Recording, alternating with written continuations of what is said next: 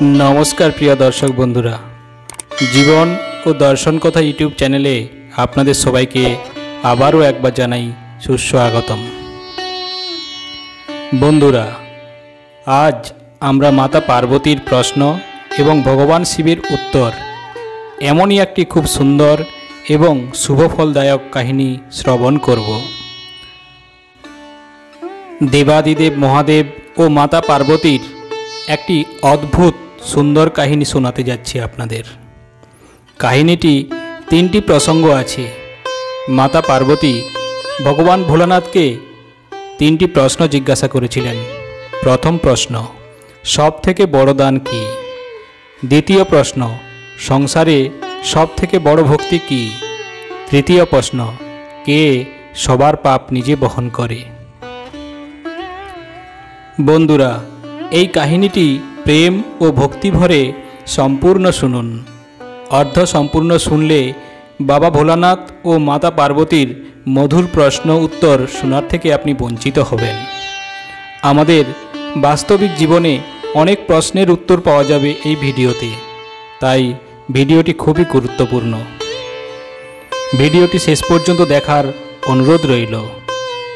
এই কাহিনীটি শোনার পর আপনি আপনার সকল দরিদ্রতা এবং কষ্ট থেকে মুক্ত হয়ে যাবেন। চলুন বাবা ভোলানাথ মাতা পার্বতীর এই প্রশ্নের উত্তরে কি বলেছিলেন জেনে নেওয়া যাক। কাহিনীটি শেষ পর্যন্ত শোনার পর যদি আপনাদের ভালো লেগে থাকে অবশ্যই একটা লাইক দেবেন আর কমেন্টস বক্সে ওং নমঃ শিবায় এবং জয় মাতা পার্বতী লিখবেন। তো চলুন শুরু করা যাক। একবার মাতা পার্বতীর মনে তিনটি প্রশ্নের উদয় হয়েছিল। তিনি তখন ভগবান শঙ্করকে বললেন, প্রভু, আমার মনে এখন তিনটি প্রশ্ন চলছে, যার উত্তর জানার জন্য আমার হৃদয় ও মনে চঞ্চলতা অনুভব করছি। আপনি দয়া করে আমার এই তিনটি প্রশ্নের উত্তর দিন। আমি এই প্রশ্নগুলি ভেবে খুবই বিচলিত হচ্ছি। তখন ভগবান শিব বললেন, পার্বতী, আপনার মনে যা প্রশ্ন আছে আমাকে জিজ্ঞাসা করুন, আমি আপনার এইসব প্রশ্নের উত্তর দেব। মাতা পার্বতী বললেন, হে প্রভু, আমার প্রথম প্রশ্ন হলো সংসারে সবথেকে বড় দান কি? আমার দ্বিতীয় প্রশ্ন হলো সংসারে সবথেকে বড় ভক্তি কি? আমার তৃতীয় প্রশ্ন হলো কে সবার পাপ নিজে বহন করে? উত্তরে ভগবান শিব বললেন, হে পার্বতী, মন দিয়ে শুনুন। এই তিনটি প্রশ্নের উত্তর দেওয়ার জন্য আমি তিনটি কাহিনী বলবো আপনাকে। এই তিনটি কাহিনী শোনার পর আপনি আপনার প্রশ্নের উত্তর পেয়ে যাবেন। এক রাজা ভগবানের একটি সুন্দর মন্দির তৈরি করেছিলেন আর এক পুরোহিতকে ওই মন্দিরে পুজো করার জন্য রাখলেন। অনেক দিন এভাবে কেটে যায়। এখন ওই রাজার বয়স হয়েছে এবং ওই পুরোহিতেরও বয়স হয়েছে। কিন্তু রাজার একটি নিয়ম ছিল, তিনি প্রতিদিন সকালে নিজের সৈন্যদের হাতে একটি ফুলের মালা মন্দিরে পাঠাতেন আর ওই মালাটি পুরোহিত ভগবান শ্রীকৃষ্ণকে দিতেন।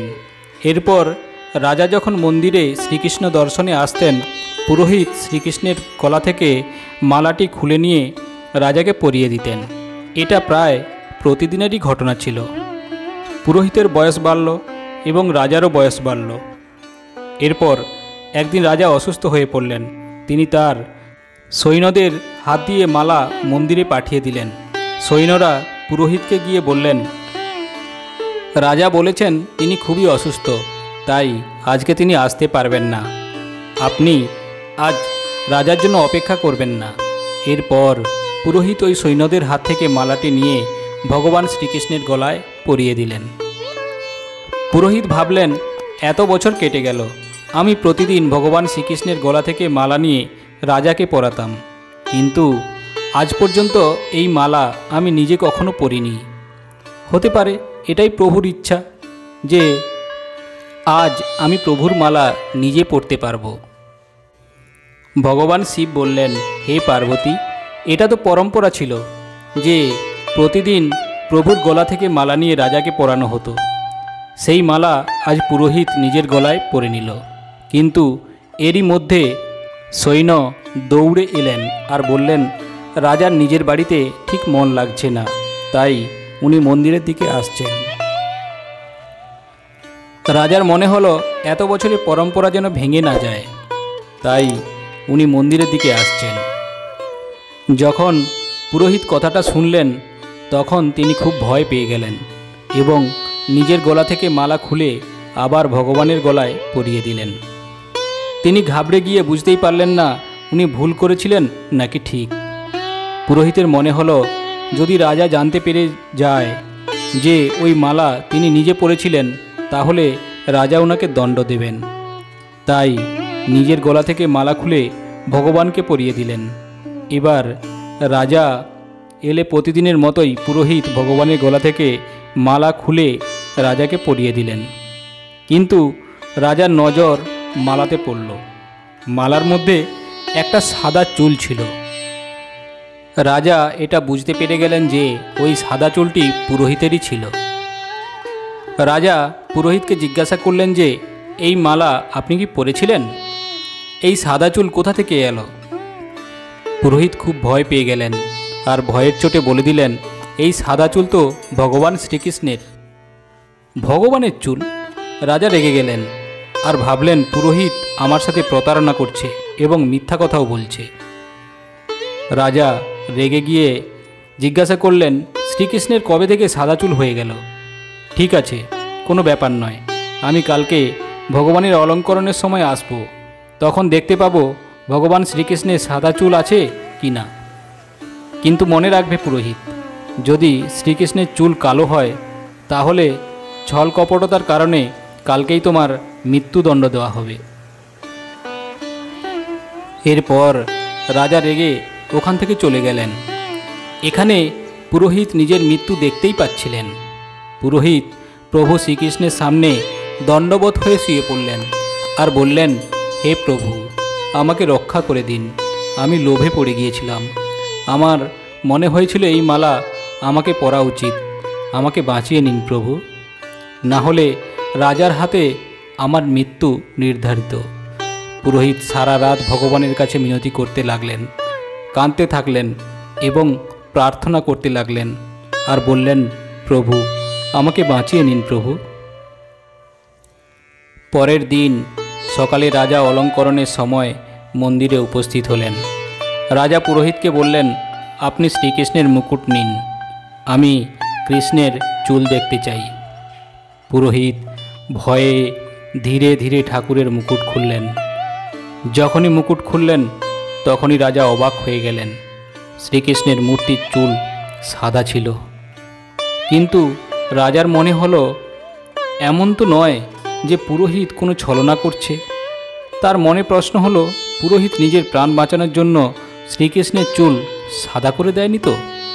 তিনি সত্যতা বিচার করার জন্য ভগবানের মূর্তির চুল ছিঁড়তে লাগলেন এবং এবার যখনই রাজা ভগবানের মূর্তির থেকে চুল ছিঁড়তে লাগলো তখনই ভগবানের মূর্তি থেকে রক্ত বেরিয়ে আসলো।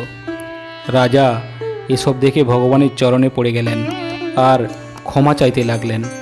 বললেন, আমাকে ক্ষমা করে দিন ভগবান, আমি অনেক বড় পাপ করে ফেলেছি। আমি সন্দেহবশে অন্ধ হয়ে গেছিলাম। কোনটা সত্যি কোনটা ভুল বিচার করার মতো ক্ষমতা হারিয়ে ফেলেছিলাম। তখন মূর্তির ভেতর থেকে আওয়াজ এলো, তুমি আমাকে মূর্তি মনে করো, তাই আজ থেকে আমি তোমার জন্য শুধু মূর্তিই থাকব। কিন্তু এই পুরোহিত এই মূর্তির মধ্যে আমাকে দেখতে পেয়েছেন, তাই পুরোহিতকে বাঁচানোর জন্য আমার নিজের চুলকে সাদা করতে হলো, রক্তের ধারা ঝরাতে হলো, যাতে আমি তোমাকে বোঝাতে পারি। আর এরপর রাজা তার ভুলের জন্য অনুতপ্ত হলেন।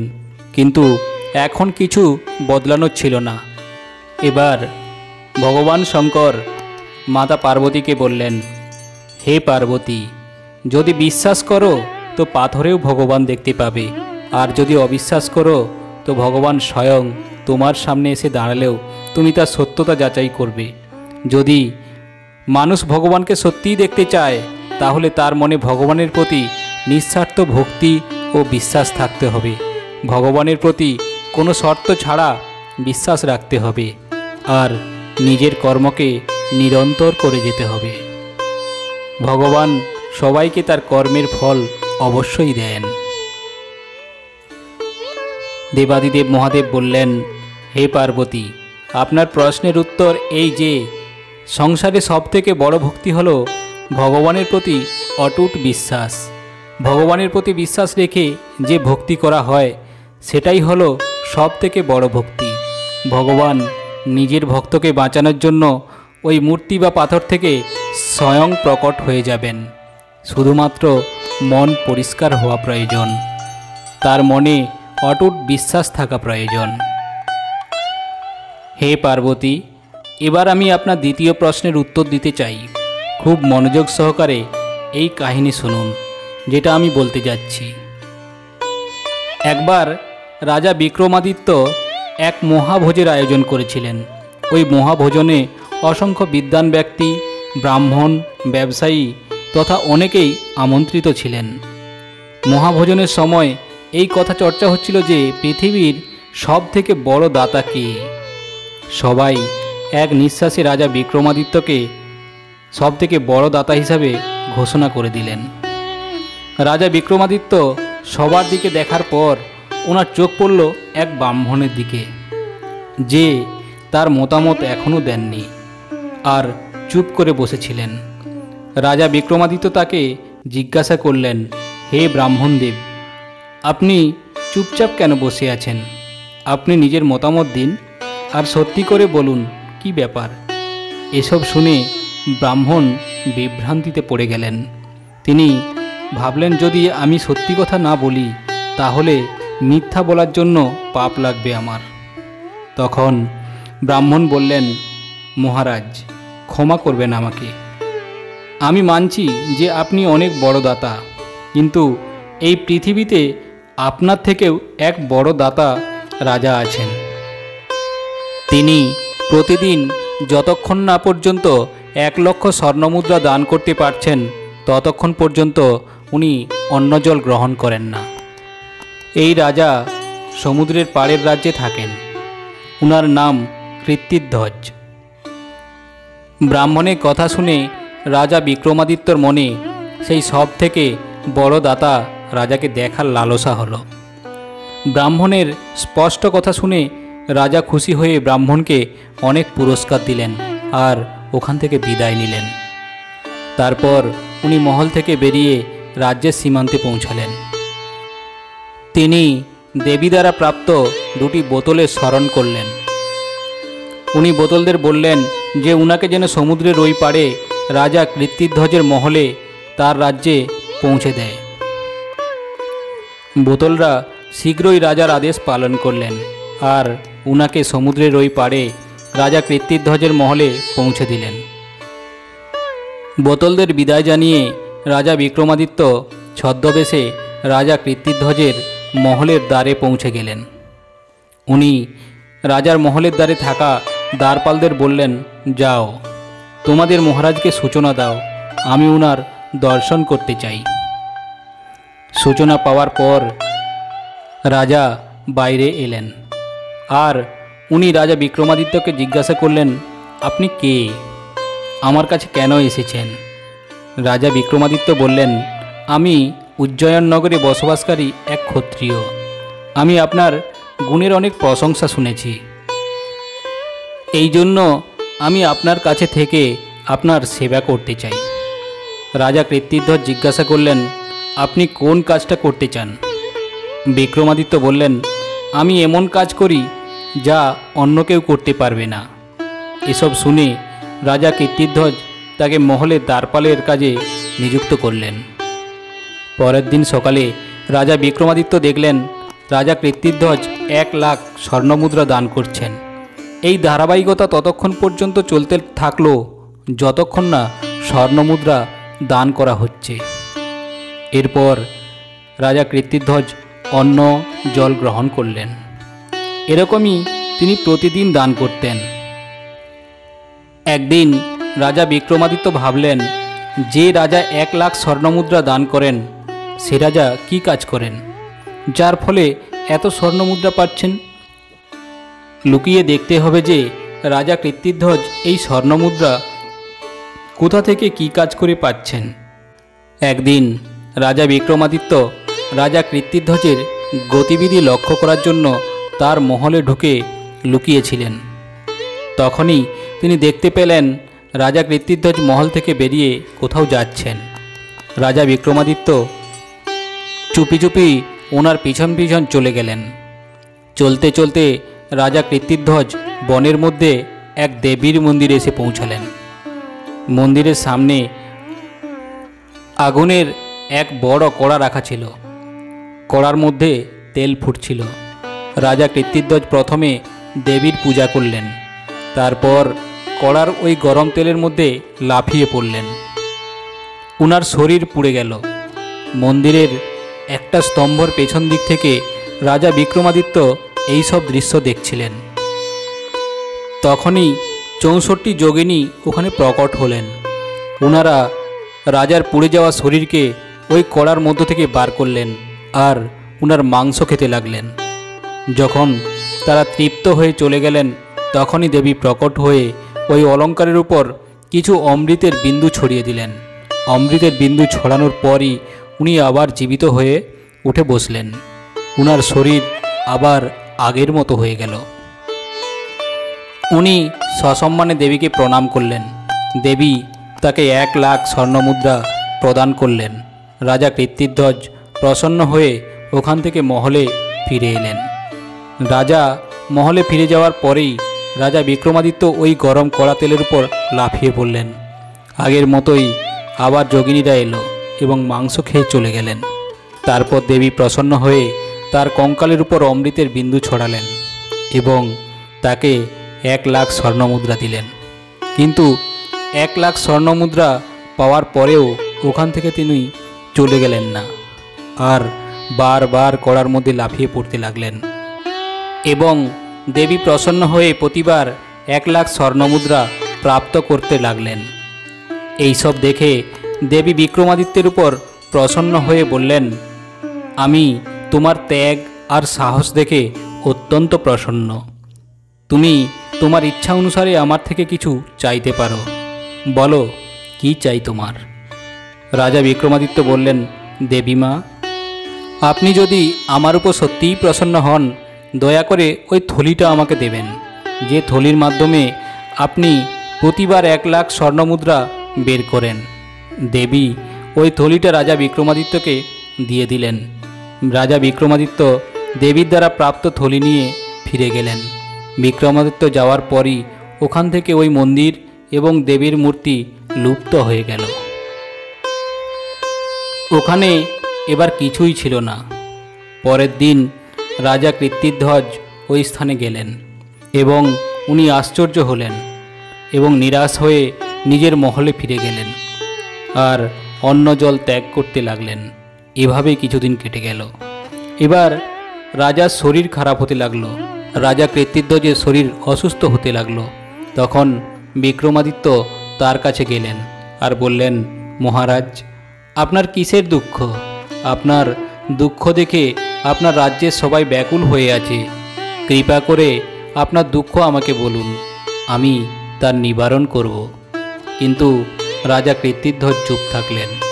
উনার চুপ থাকা দেখে রাজা বিক্রমাদিত্য আবার বললেন, মহারাজ, আপনি যখন আমাকে নিজের কাজে নিযুক্ত করেছিলেন তখন আমি বলেছিলাম যে কাজ কেউ করতে পারবে না আমি সেই কাজ করতে পারবো। এবার সেই সময় এসে গেছে।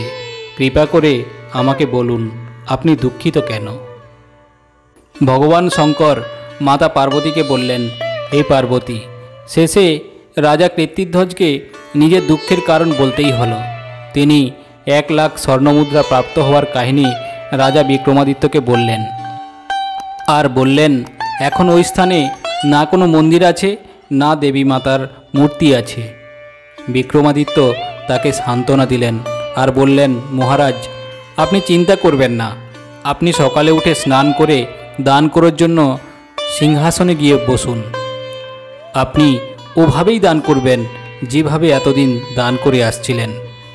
এই বলে রাজা বিক্রমাদিত্য দেবীর দ্বারা প্রাপ্ত স্বর্ণ মুদ্রার থলি উনাকে দিয়ে দিলেন আর বললেন, মহারাজ, আপনি প্রতিদিন এই থলি থেকে 1,00,000 স্বর্ণমুদ্রা বার করতে পারবেন। এই থলি কখনো খালি হবে না। হে রাজা, আপনার প্রতিদিন গরম কড়ার উপর লাফিয়ে পড়া দেখে আমার খুব কষ্ট হয়েছিল। আমি আপনাকে কথা দিয়েছিলাম, যে কাজ কেউ করতে পারবে না ওই কাজ আমি করে দেখাবো। সেই কাজ করে আমি দেবীর থেকে এই থলি প্রাপ্ত করেছি আর আপনাকে দেওয়া কথা পূর্ণ করেছি। এবার আমাকে আজ্ঞা দিন, আমি আমার নিজের দেশে ফিরে যেতে চাই। আমার প্রজারা আমার অপেক্ষা করছে। আমি উজ্জয়ন নগরের রাজা বিক্রমাদিত্য। এসব শুনে রাজা কীর্তিধ্বজ রাজা বিক্রমাদিত্যর পায়ে পড়ে গেলেন আর বললেন, আমি ধন্য হয়ে গেছি মহারাজ, যে আপনি আমাকে দর্শন দিয়েছেন। আমি আপনার সম্বন্ধে যা কিছু শুনেছি তা আজ আমার চোখের সামনে সত্যি হলো। আপনি সত্যি খুব মহান।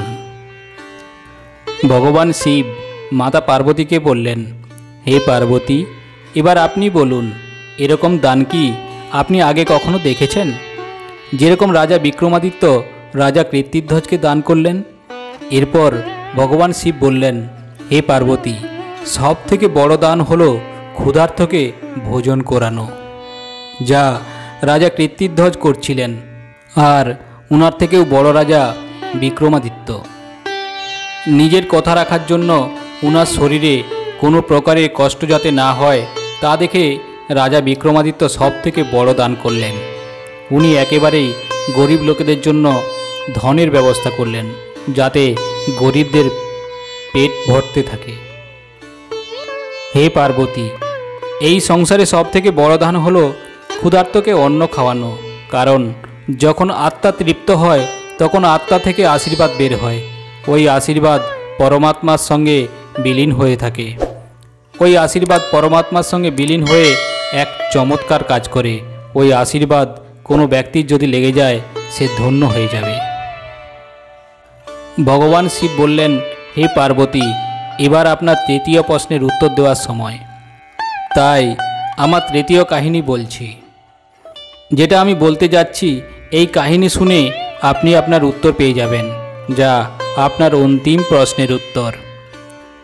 এক সময়কার কথা, যখন রাজা একটি সিদ্ধান্ত নিয়েছিলেন যে উনি প্রতিদিন অন্ধ লোককে ক্ষীর খাওয়াবেন। একদিন ক্ষীরের দুধে সাপ মুখ দিয়েছিল আর দুধে বিষ ছড়িয়ে দিল, আর ওই বিষাক্ত ক্ষীর খেয়ে 100 জন অন্ধ মারা গেল। রাজা তখন খুব চিন্তিত হয়ে গেল আর ভাবলেন যে আমার 100 অন্ধ হত্যার পাপ লেগে গেল। রাজা চিন্তিত হয়ে নিজের রাজ্য ছেড়ে জঙ্গলে ভক্তি করার জন্য চলে গেল, যাতে এই পাপ থেকে তিনি মুক্ত হতে পারেন। রাজা একটি গ্রামে গেলেন। রাজা চৌপলের মধ্যে বসে থাকা লোকেদের জিজ্ঞাসা করলেন, এই গ্রামে কি কোনো ভক্তিপ্রাণ পরিবার আছে, যাতে আমি তার বাড়িতে গিয়ে রাত কাটাতে পারি? চৌপলে বসে থাকা লোকজন বলল, এই গ্রামে 2 জন ভাই বোন আছে যারা খুব ভক্তি করে। এই শুনে রাজা তাদের ঘরে রাত কাটালেন। সকালে যখন রাজা উঠলেন তখন দেখলেন মেয়েটি তার বিছানায় বসে আছেন। এর আগে মেয়েটির নিয়ম ছিল যে দিন চলে যাওয়ার আগেই সে বিছানা থেকে উঠে পড়ত আর ভোজন তৈরি করতে লাগতো। কিন্তু ওই দিন মেয়েটি অনেক সময় ধরে বিছানায় বসেছিল। যখন মেয়েটি উঠল তখন মেয়েটিকে তার দাদা বলল, বোন, তুমি এত সময় শুয়েছিলে কেন? এত দেরি করে কেন উঠলে? আমাদের ঘরে অতিথি এসেছেন। তোমার সকাল সকাল উঠে তার জন্য তাড়াতাড়ি ভোজন তৈরি করে তার আদর আতিথেয়ত করা উচিত। তোমাকে তাড়াতাড়ি বিছানা ছেড়ে উঠতে হতো। তখন মেয়েটি উত্তরে বলল, ভাই, আমি একটা স্বপ্ন দেখেছি যে ধর্মরাজকে কোনো বিভ্রান্তিকর পরিস্থিতিতে কোনো সিদ্ধান্ত নিতে হতো, আর আমি সেই সিদ্ধান্ত শোনার জন্য থেমে গিয়েছিলাম। এই জন্য আমার দেরি হয়ে গেল। আমি বিছানা থেকে তাড়াতাড়ি উঠতে পারলাম না, আমার ঘুম ভাঙল না। এরপর ভাই জিজ্ঞাসা করল, এমন কি স্বপ্ন ছিল? মেয়েটি বলল, এক রাজ্যের ভালো রাজা অন্ধদের ক্ষীর খাওয়াতেন, কিন্তু সাপ ক্ষীরের দুধে বিষ মেশানোর ফলে 100 অন্ধ লোক মারা গেল।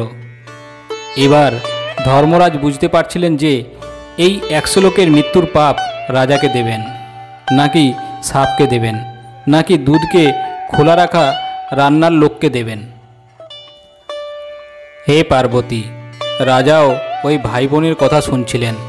রাজা নিজের সঙ্গে সম্পর্কিত কথা শুনে আগ্রহী হয়ে গেলেন, আর উনি মেয়েটিকে জিজ্ঞাসা করলেন, তাহলে ধর্মরাজ কি সিদ্ধান্ত নিলেন? তখন মেয়েটি বলল, এখনো পর্যন্ত কোনো সিদ্ধান্ত নেওয়া যায়নি। তখন রাজা আবার জিজ্ঞাসা করলেন যে, আমি তোমাদের ঘরে আরও এক রাতের জন্য থাকতে পারি? দুই ভাই বোন খুশি হয়ে উনাকে হ্যাঁ বলে দিলেন। রাজা পরের দিনের জন্য থেকে গেলেন, কিন্তু চৌপলের নিচে বসে থাকা লোকগুলো দিনরাত্রি এই চর্চা করতে লাগলো, কালকে যে ব্যক্তি আমাদের গ্রামে এক রাত থাকার জন্য এসেছিলেন, আর কোনো ভক্তিপ্রাণ পরিবার খুঁজছিলেন, উনার ভক্তির নাটক তো সামনে এসে গেছে। এক রাত থাকার পর উনি আবার এক রাত থাকতে চাইলেন, কারণ তরুণীকে দেখে তার মনোভাব বাজে হয়ে গেছে। তাই জন্য মনে হয় ওই দুই ভাই বোনের ঘরে উনি সারা জীবনের জন্যই রয়ে যাবেন, না হলে মেয়েটাকে নিয়ে পালিয়ে যাবেন। হে পার্বতী, দিনভর ওই চৌপলের নিচে রাজার নিন্দা হতে লাগলো। পরের দিন সকালে মেয়েটি আবার বিছানায় বসেছিল, আর কোনো কাজ করছিল না। রাজা জিজ্ঞাসা করল, হে কন্যা, অন্ধ ব্যক্তিদের মৃত্যুর পাপ কার লাগলো? মেয়েটি বলল, ওই পাপ তো আমাদের গ্রামের চৌপলের নিচে বসে থাকা লোকেরা ভাগ করে নিয়ে গেল। মেয়েটির কথা শুনে রাজা ওখান থেকে চলে গেলেন। এবার রাজা বুঝে গেলেন যে পাপ আমি করেছি তার থেকেও বড় পাপ যারা আমার নিন্দা করেছেন তারা করেছেন। হে পার্বতী, 100 জন মৃত্যুর পাপ কারো নিন্দা করার সমান। যারা নিন্দা করে তারা অন্যের পাপও নিজের কাছে ডেকে আনে, আর অন্যদের দ্বারা হওয়া পাপ নিজেরাই ভোগ করে। অতএব মানুষকে সবসময় কারো নিন্দা করার থেকে দূরে থাকা উচিত। তো হে পার্বতী, এইগুলো ছিল আপনার উত্তর। ভগবান শিবের কথা শুনে মাতা পার্বতী বললেন, হে প্রভু, আপনার কথা শুনে আমি সন্তুষ্ট হয়ে গেলাম। আপনার কথা একদম পুরো সত্যি। প্রিয় বন্ধুরা, আশা করি আজকের গল্পটি আপনাদের খুব ভালো লেগেছে। সবাই কমেন্টস বক্সে লিখুন ওং নমঃ শিবায়, জয় মাতা পার্বতীর জয়। আবারও আসবো পরের ভিডিও নিয়ে। ততক্ষণ ভালো থাকুন, সুস্থ থাকুন। নমস্কার।